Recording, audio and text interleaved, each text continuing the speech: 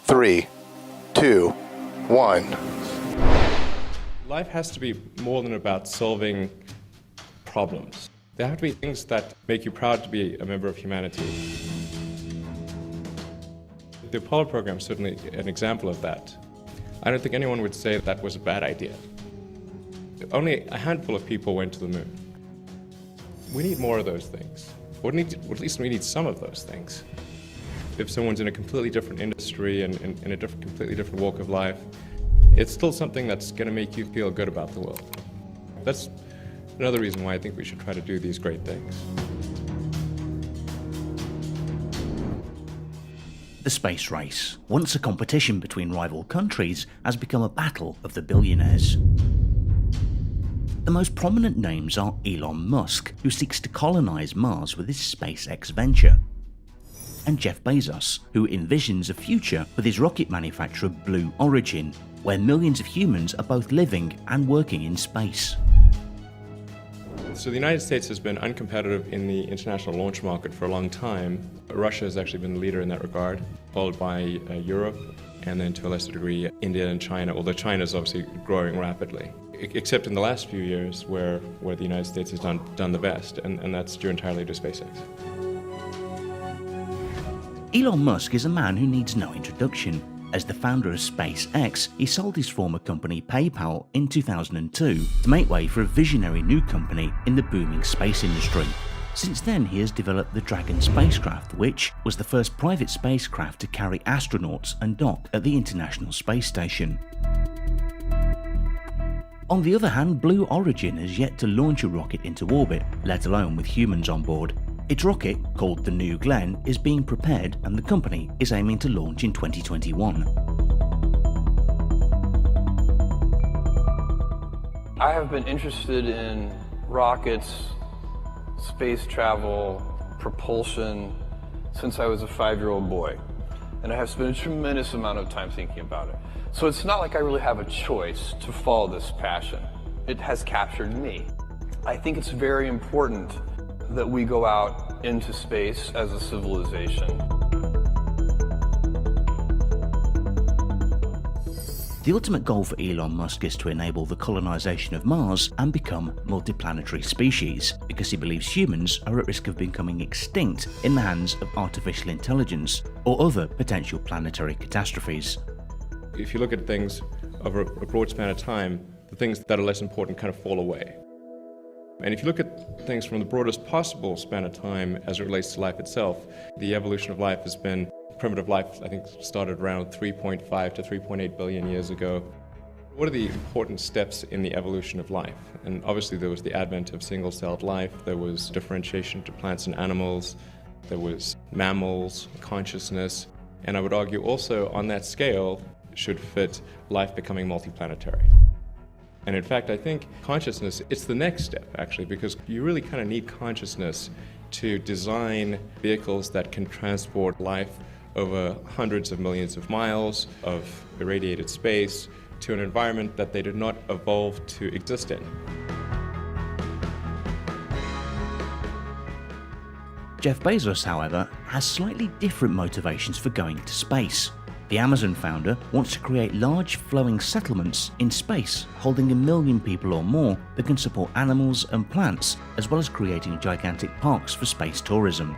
He calls these settlements orbital habitats because they would have a bioreactor, atmosphere, utility, and supply modules, and it would enable an ecological system where animals can survive off of collected nutrients which can be mined from the cosmos. His orbital habitats can be boosted away with rockets that propels them into space-bound orbits, much like a satellite. Both companies are developing large reusable rockets capable of carrying people and satellites across space. They are competing to develop an all-important lunar lander for NASA's Artemis mission in 2024. In 2018, SpaceX sent an AI-based robot called Simon, short for Crew Interactive Mobile Companion, to the International Space Station. It was designed to help astronauts perform their work, such as specific experiments. It became the first AI technology to be launched to the space station. In September 2020, SpaceX announced the agreement with the United States Space Force to recover the first stage booster and, for the first time on a national security space launch mission, launch previously flown boosters on future GPS missions. SpaceX was also recently selected by the Space Force to carry out critical national security space launch missions ordered over the next 5 years. The Blue Origin-led national team, comprising Blue Origin, Lockheed Martin, Northrop Grumman, and Draper, is developing an integrated landing system for the NASA Artemis Human Landing System program, managed at NASA's Marshall Space Flight Center to return Americans to the lunar surface. The Blue Origin-led team had an aggregate total of 62 design and construction standards spread across the 3 partners that comprise the integrated lander, aiding in the rapid progress expected by NASA's Human Landing System. Your grandchildren's grandchildren will face this choice. Do you want to live in a world of stasis, or do you want to have 1 trillion humans living in the solar system?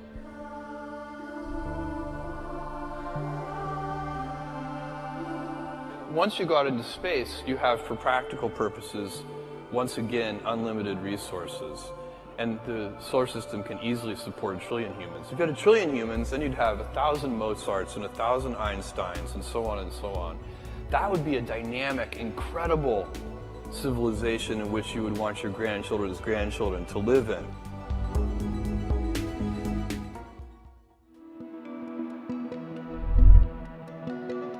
Elon Musk, with the creation of SpaceX's latest spacecraft, Starship, and the Super Heavy rockets, wants to revolutionize space travel. Once ready, it will be a fully reusable transportation system designed to carry both crew and cargo to Earth orbit, the Moon, Mars and beyond.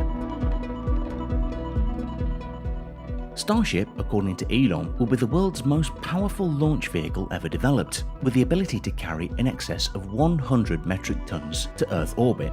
This will also have an impact in Earth transportation as well. Imagine a journey from London to New York taking less than 30 minutes. With Starship and Super Heavy, most international long-distance trips will be completed in 30 minutes or less. The critical breakthrough that's needed for us to become a spacefaring civilization is to make space travel like air travel. When you fly a plane, you fly that plane many times. I mean, at the risk of stating the obvious, really almost any mode of transport, whether it's a plane, a car, a horse, a bicycle, is reusable. You use that mode of transport many times. The critical breakthrough that's necessary is a rapidly reusable orbital rocket. This is basically the holy grail of space. Meanwhile, Blue Origin is working on developing a rocket called New Glenn, which is being considered by the US Air Force to launch future national security satellites. New Shepard, a vertical takeoff and vertical landing rocket that Bezos wants to use for human space tourism, is designed to take astronauts and research payloads past the Kármán line, the internationally recognized boundary of space, and back during an 11-minute flight. SpaceX has been practicing propulsive landing with Falcon 9 for some time now. After all, in order to land on a place like the Moon, where there is no atmosphere, or Mars, where the atmosphere is too thin to land with wings, even if there were runways, you'd need to perfect the propulsive landing. The goal for Elon is to get the landing reliability that is on par with the safest commercial airliners. While SpaceX launch rate is very high by conventional standards, it is still very low in comparison what will ultimately be needed. If you want to establish a self-sustaining base on the Moon or Mars, you need thousands of ships and thousands of refilling operations. This means you may need many launches per day. SpaceX boasts success in travel and the achievement of several groundbreaking milestones, whereas Blue Origin has only succeeded in landing rockets. This is not to say Blue Origin is not a legitimate rival in the race. It is important to know the difference between the two companies, their goals, and most of all, their reusable rocket technology. Bezos' space company is a serious force to be reckoned with in the space race, with a direct involvement in NASA's Artemis moon mission. NASA has yet to reach the moon again, and the Artemis mission is planned for 2024. Jeff Bezos' Blue Origin is ramping up to be extremely competitive in the upcoming era of reusable rockets, and Elon Musk has been doing the same. He also stated that reusability is absolutely fundamental. Both companies are paving the way towards a new era in space, and the next few years will be very exciting for the future of spaceflight, which is being built on the backbone of revolutionary 21st century reusable rockets. Thanks for watching. Did you like this